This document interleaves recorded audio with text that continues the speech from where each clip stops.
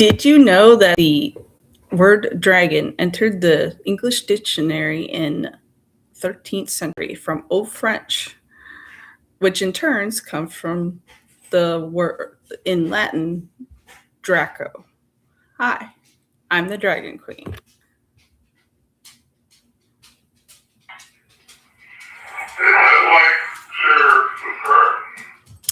Today's stream is all of John Wick, including Ballerina. That was a lot to take in. This plays out pretty much like a book with a sub chapter in between 2 and 3. What do I mean by that? Well, if you watch all of 4 of John Wick, and if I had to insert Ballerina somewhere, it would be in between 2 and 3. So that's what it feels like. This is a big giant book with a subplot of the ballerina character in between there somewhere to help fulfill a different story. Or if you were to put this in another book, it would be okay to basically abridge this in. It's kind of like Shadows of the Empire. If you've ever watched or ever read old EU books, this happened in between Empire Strikes Back and Return of the Jedi, where you had characters that weren't necessarily on the movie screen, but they were there to help accentuate the story. This, however, made it to a movie, so you actually see the appendices on screen. As far as John Wick goes, it's pretty straightforward. Hard hit man gets his freedom and goes to try to live a life outside of being a hitman. And his wife gets cancer. And then he tries to move on with his wife's gift, which is a little puppy. And then some stupid kid of a mob guy who wasn't told who this was went and screwed with him. And that kind of set the series off. He hunts the kid down, then he hunts down the father because the father tries to get revenge, and it becomes a whole series of unfortunate events of John Wick, pretty much, where one action he takes cascades into another. It gets pretty wild, especially around 3, where I get a little confused as to why he's not trying to take out the big bad head table guy. I don't understand why he's there. He made it to the big bad guy at the end. Why didn't he take him out? I kind of got a little lost there. But I mean, I guess he would have to take over. That would be the whole thing. So, but they do kind of cover that a little bit in 4. I think not to the extent where I needed clarification as to why he didn't take out the boss dude. And then, like I said, there's the appendices, which would be the ballerina. The ballerina is a side character. You see her in the theater. Like I said, it's in between 2 and 3 for me, story-wise. And she has her own agenda to try to get revenge for her father getting killed. And they send John Wick, who at that time was still on good terms with the family. So it's kind of like, yeah, you got this, but on the other hand, you don't. So, but it's by no means a girl boss movie. I just think it was kind of poor timing on their part to release Ballerina, in all fairness. Uh, it just, people are tired of seeing girl bosses, and it would be like trying to re-release Xena nowadays. You know, they would say she's a girl boss. She's not a girl boss.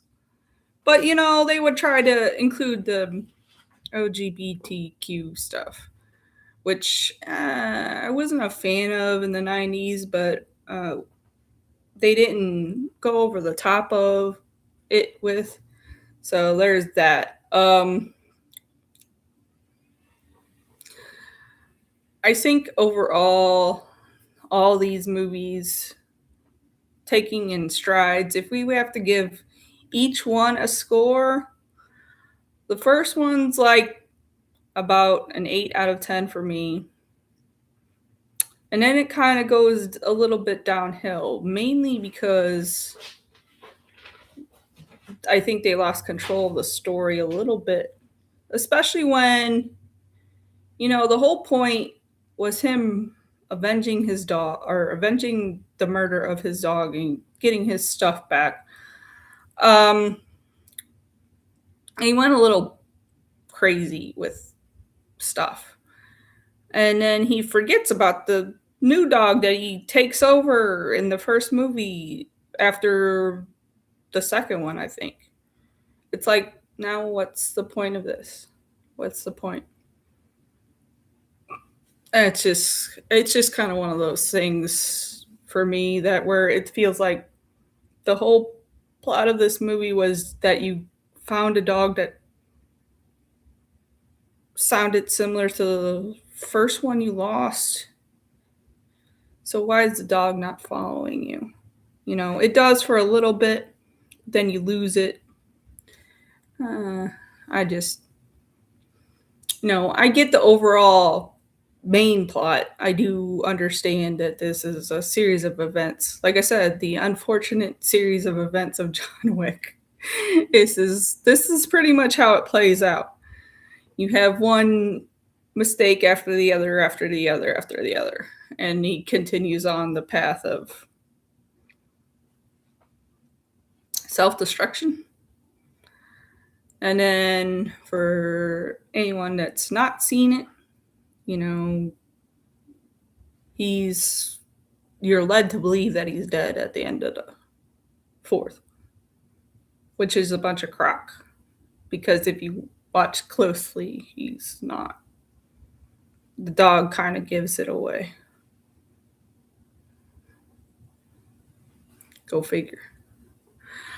But yeah, second one would be like a 7. Third one would be like a 6, because it just, the third one kind of goes off strong, and then it kind of turns back on itself, and it's like, what is going on? I don't understand. Like I said, they had a chance to kill the big bad dude, and he didn't take it. He takes off his finger and his ring, and to what purpose? To protect a friend who then backstabs him. Sort of. I don't know. It kind of peters off. The fourth one's still 6. It's not a 5, but it's just like I've kind of lost interest, really. I get that it's all action and all that. I do understand the plot. It's just a lot of, I don't know. I feel like it lost its point after the second one. It just did for me. Ballerina is by itself probably a 7, actually. So it's better than the third and fourth for me. If I had to put it in there on the grand scale, if I have to grand scale this series of movies together, I'd say they're overall a 7 out of 10. So you'd enjoy them in succession, like I did. But as far as individually, it's kind of like if I had to just watch one, I would watch the first one and I'd be okay. I don't need the rest of them. Hmm. That's just me. I am. I like action movies, but this one kind of just didn't ring for me. I don't. I mean, not strongly anyway. So that's pretty much it for those. I do like the character. I like the overall feel of the character. I get, like I said, everything. It just kind of towards the end, I kind of lost interest because it seemed like that story was being lost and turned into something else and then turned backwards on itself. That's the best way I got. Um, as far as everything else goes, um, as you know, I went to con, met Shatner, met Carl Lumley, met a couple voice actors from shows that I enjoyed as a kid or in the 90s. Um, I couldn't tell you their names. I'm bad with names, but um, one did the voice of King Boomy, and the other one did the voice of Muraku, which is from my favorite anime, which is Inuyasha. The character I dressed up as was Lady Kikyo. So it's a really good. The original is a really good anime. I mean, it was so popular in the 90s that they subplotted it to English and made 4 movies out of it. How that was pretty much the extent of popularity back then. So there's that. As far as next week goes, I'll probably be going to Mondays at 10:30. So there's that. We will do a Monday stream at 10:30 in the morning. That way I'm not doing this 1 o'clock in the afternoon stuff. I get pretty tired. Because I'm up at 3 o'clock in the morning. Outside that, we will be reviewing Mario. I'm taking the Elder Dragon at least Saturday. Maybe my husband. I'm not sure quite yet. We will know, I guess, by tomorrow because he's got jury duty. So it's kind of like, I can't buy tickets till after I know for sure whether or not he's able to come with us. So Saturday, probably in the afternoon. That way we can hit the movie and then hit dinner because they're like right across the street. I see you, MJ. Oh, that's hilarious. But yeah, there's that. I don't think I'll be reviewing anything else that week, but if I do, I will make another cast on Wednesday at 10:30. Try to be my schedule from now on is Monday at 10:30. If I have 2 reviews, it will be Monday and Wednesday at 10:30. It can be right after or in between or in between that Park Place, and I don't have to enter Pro's channel. I know he talks a lot. I got some rather interesting things laid upon me today when I was at work. This is the first time in 8 years I've apparently received an award. I was totally, absolutely shocked. Yeah, it is almost here. It's literally this. You can see the egg there if you can. That egg there. I handcrafted that egg. Yeah, the first time in 8 years I've received an award at work. I said I said, "Is this some kind of April Fool's joke that and I'm just thinking that meme in my head." Because I don't get recognized for anything I do. So this was a total shot in dark. Yeah, yeah. The amount of work I get thrown under the bus for is crazy. I always get asked to come in on my days off, even if I'm not scheduled. It's like, can you come in? It's like, who else do you fucking have to do my job? Sorry for the curse word. Uh, so there's that. But I am working on a logo. We're working on that. We're gonna put it.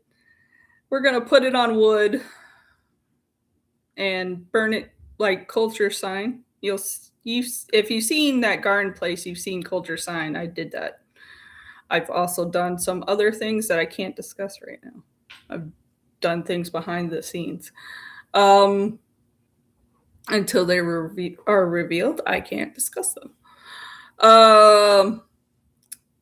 I'm also working on an intro of it, but I am working on it. So there's those two things that I am working on. If you haven't seen the Bears, you'll know I did Vash and Steve. So Vash and Steve are the conjoined twins in the bear suit. You'll get it when you see it. That's in my community page. So, but until next Monday at 10:30, hugs for all.